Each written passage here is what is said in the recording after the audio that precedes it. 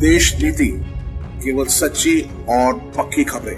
नमस्कार, मैं मेघा हिंदुस्तानी स्वागत करती हूं आपका देश नीति पर।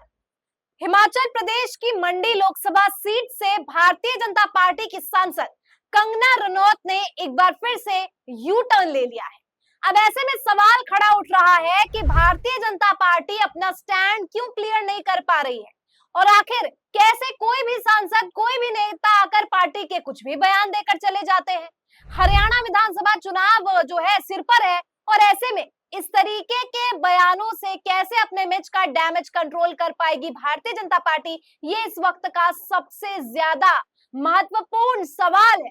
क्या बीजेपी के लिए खुद के पार्टी के लोग उन पर भारी पड़ने वाले हैं?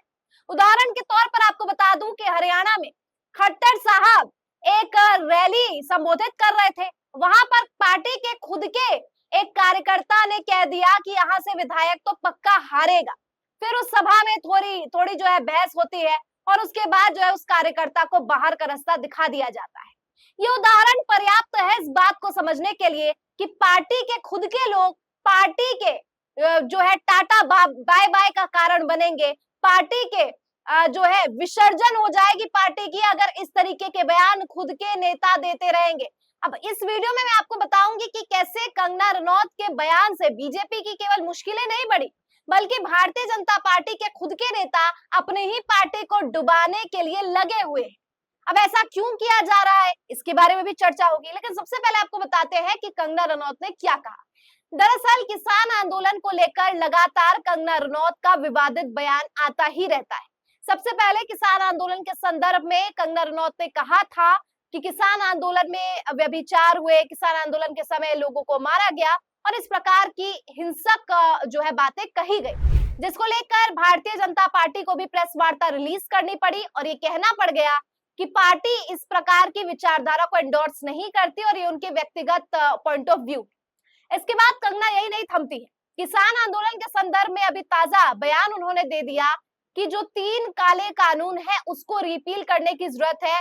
कहने का मतलब है कि भारतीय जनता पार्टी जो है उसको वापस लाना चाहिए, मतलब जो कानून वापस प्रधानमंत्री नरेंद्र मोदी के द्वारा लिया गया उसे फिर से, उस कानून को फिर से लागू किया जाना चाहिए। अब मामला इतना बढ़ गया कि भारतीय जनता पार्टी को खुद सामने आकर इसका खंडन करना पड़ गया।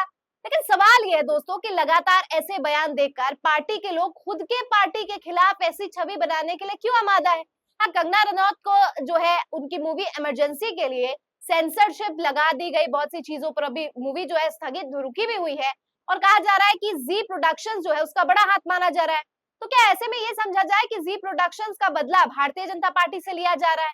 खैर, हो तो कुछ भी सकता है, लेकिन इसको लेकर गौरव भाटिया ने क्या कहा वो आपको बताते हैं। एनआई की खबर है, लिखा है BJP leader Gaurav Bhatia says on the social media platforms, BJP MP Kangana Ranaut's statements on the farm bills that was withdrawn by central government is going viral. I want to make it clear that this statement is a personal statement of her. Kangana Ranaut is not authorized to make such a statement on behalf of BJP and it doesn't depict BJP's view on the farm bills. We disapprove of this statement. अब गौरव भाटिया साहब ने तो पूरी तरीके से खंडन कर दिया है, पूरी तरीके से निंदा कर दिया, बैंड बजाने का काम यहाँ पर कर दिया और कह दिया कि भाई वो उनकी अपनी सोच है, पार्टी का इससे कोई लेना देना नहीं है और पार्टी के इन मामलों पर कंगना रनौत का कोई जुरिडिक्शन ही नहीं है कहने का, उनकी कोई जो है हैसियत ही नहीं है कहने की। एक तरीके से गौरव भाटिया ने ये कह दिया है कंगना रनौत को।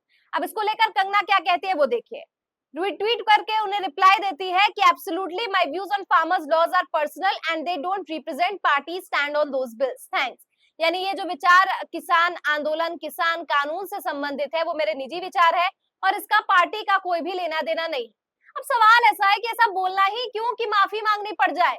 माफी इंसान गलती करके मांगता है, तब नहीं मांगता है जब जानबूझकर कोई बात कह दी जाए और आपको लगे कि वो चीज आप पर भारी पड़ रही है, तो आपको ऐसा लगे कि ये चीज हम पर भारी ना पड़ जाए इसीलिए जो है माफी फटाक से मांग लेते हैं। गलती करके माफी मांगना और वो भी वो गलती जिसमें आपकी मंशा ना हो।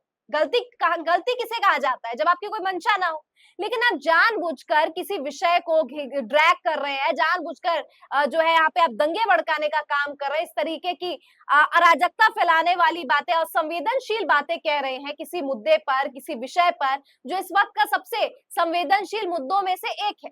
उसको लेकर आप जानबूझकर कोई बात कहते हैं और फिर पार्टी जब फटकार लगाती है तो माफी मांगने का काम कर लेते हैं। क्या गलतियों में माफी मांगना और जानबूझकर इरादा जो है आपका आपके जो है पाक इरादे नहीं है, नापाक इरादे हैं और उस नापाक इरादों के साथ आप चीजें बोलती हैं, फिर माफी मांगती है और आपको लगता है कि पार्टी के फटकार के बाद माफी मांगने से जनता तो बेवकूफ है। आपके ट्विटर पर इतने फॉलोअर्स हैं, आप एक सांसद हैं, आप भारतीय जनता पार्टी को रिप्रेजेंट करती है, आपकी कही गई कोई भी बात बीजेपी के साथ ही उसे जो है मिला जुला कर देखा जाएगा या उसकी तुलना जो है भारतीय जनता पार्टी के ऑफिशियल स्टैंड से ही की जाएगी। अब क्या पार्टी को बार बार आके बोलना पड़ेगा कि किसान आंदोलन और संवेदनशील मुद्दों के बारे में ऐसी बातें मत बोलिए। मतलब कैसा हो गया है ना, जैसे बृजभूषण शरण सिंह गले की हड्डी बन गए थे भारतीय जनता पार्टी के लिए, अब कंगना रनौत भी वही गले की हड्डी बन गई है। न फेंका जा रहा है न निगला जा रहा है और बीच में बस फंसी हुई है कि किसी भी तरीके से चुनाव जो है उसको निपटा दिया जाए। अब ये दो उदाहरण मैंने आपको बताए हैं। पहला तो खट्टर साहब की रैली में खुद के कार्यकर्ता विधायक हार जाएंगे जैसी बातें कर रहे हैं और यहाँ पर भारतीय जनता पार्टी के सांसद जो है किसान कानून को लेकर इतनी बड़ी विवादास्पद बात कह रही है। ये दोनों उदाहरण पर्याप्त है इस बात को समझने के लिए कि भारतीय जनता पार्टी के शासनकाल में खुद की पार्टी के लिए जो है ये पर्याप्त है दुश्मन। कहने का मतलब है कि बीजेपी को कोई विपक्ष की जरूरत ही नहीं है। खुद की पार्टी का बेड़ा गर्क करने के लिए खुद के पार्टी के सांसद, खुद के पार्टी के ये लोग कार्यकर्ता काफी है।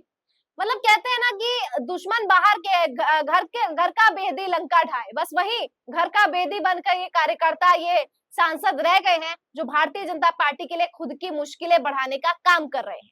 लेकिन सवाल है कि हरियाणा चुनाव जब सर पे है, इस प्रकार की बयानबाजी करी जा रही है, तो भारतीय जनता पार्टी क्या केवल वीडियो बना कर सोशल मीडिया पर माफीनामा देंगी या सफाइयां जो है वो केवल वीडियो और सोशल मीडिया के जरिए ही दी जाएगी?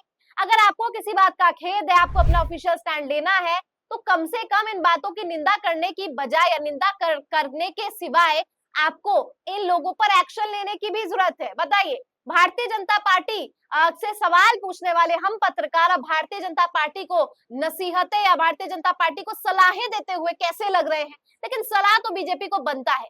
हम सलाह नहीं देंगे तो कौन सलाह देगा? क्योंकि भारतीय जनता पार्टी के खुद के लोग तो पार्टी को जो है खत्म करने की साजिशें रच रहे हैं। तो क्यों ना हम विरोधी या हम पत्रकार या हम सवाल पूछने वाले ही थोड़े सलाहें दे दे, क्या पता हमारी सलाह से इनका जो है कंपटीशन बढ़ जाए। क्योंकि ऐसा तो दिख रहा है कि हरियाणा विधानसभा चुनाव में कांग्रेस को मुकाबला देने की भी अब हैसियत भारतीय जनता पार्टी की रही नहीं और इनका सबसे बड़ा श्रेय जो है इनके खुद के नेताओं को, खुद के पार्टी के कार्यकर्ताओं को, विधायकों को और सांसदों को जाता है। यानी पहले तो चुनाव के मुद्दे इनके पास है नहीं, दूसरा पार्टी में इतना विरोध हो रहा है, इतनी अनर्गल बातें कही जा रही है कि इनको दुश्मनों की, इनको विरोधियों की जरूरत नहीं है। विपक्ष तो सिर्फ नाम मात्र ही है, खुद के लोग ही जो है घर का बेदी बनकर घूम रहे हैं। क्या लगता है दोस्तों, भारतीय जनता पार्टी की विडंबना कितनी ज्यादा है, लेकिन कोई भी यहाँ पर सोल्यूशन दिख नहीं रहा है? कमेंट करके बताइए। फिलहाल मुझे दीजिए इजाजत और देखते रहिए देश नीति। धन्यवाद।